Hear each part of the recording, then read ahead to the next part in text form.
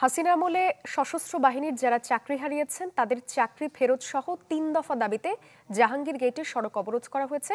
আরও জানাতে আমাদের সঙ্গে যোগ দিচ্ছেন সহকর্মী সুলতান মাহমুদ আরিফ। আরিফ, তাদের দাবি দাওয়াগুলো আসলে কি জানাবেন?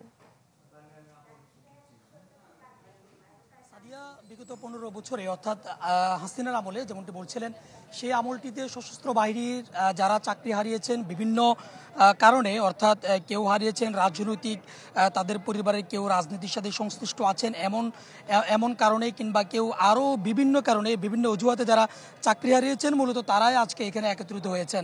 তারা সকাল থেকেই এখানে একত্রিত হয়েছেন। তারা কিছুক্ষণ আগেই রাস্তার একটি পাশেই তারা অবস্থান নিয়েছেন। তবে ঠিক কিছুক্ষণ আগেই ১২টার কিছুক্ষণ আগে তারা মূল সড়কে এসে তারা অবস্থান নিয়েছেন, যার কারণে জাহাঙ্গীর গেটের যে মূল সড়কটি রয়েছে এই সড়কটি দিয়ে যান চলাচল এখন একেবারে বন্ধ রয়েছে। বছর শেষের খুশি নগদে হবে বেশি। নগদ পেমেন্টে নির্দিষ্ট ক্যাটাগরির কেনাকাটায় ৩০০ টাকা পর্যন্ত ক্যাশব্যাক। এবং আমরা এখানে যারা এসেছেন সেই সদস্যদের সাথে কথা বলেছি, তারা বলছেন যে মূলত তারা ৩ দফা দাবিতে তারা এখানে একত্রিত হয়েছেন। তারা বলছেন যে বিগত ১৫ বছরে আওয়ামী লীগের আমলে যাদের চাকরি গিয়েছে সেই সময় তারা যে সুবিধাগুলো পেতেন সেই সুবিধা সহ তাদেরকে চাকরিতে পুনর্বহাল করতে হবে, এই দাবিটি তারা তুলছেন। পাশাপাশি তারা বলছেন যে তাদের যদি চাকরি দেওয়া সম্ভব না হয় কিংবা চাকরি ফেরত দেওয়া সম্ভব না হয় তাহলে তারা যে পেনশনগুলো পাচ্ছেন বা যে পেনশনগুলো পাওয়ার কথা সেই পেনশন যেন দেওয়া হয়।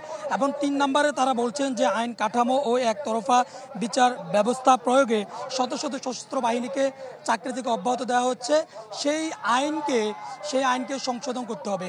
এবং এই ৩ দফা দাবিতে মূলত তারা বলছেন যে প্রায় ৪ শতাধিক চাকরি হারা সদস্যরা, সাবেক সশস্ত্র বাহিনীর সদস্যরা এখানে একত্রিত হয়েছেন এবং তাদের পরিবার পরিজনরা রয়েছেন। তাদের দাবি পুরো না হওয়া পর্যন্ত তারা তাদের এই আন্দোলনটি চালিয়ে যাবে। সাদিয়া। আরিফ, ধন্যবাদ আপনাকে। জাহাঙ্গীর গেট থেকে সরাসরি যুক্ত হয়েছিলেন সহকর্মী সুলতান মাহমুদ আরিফ।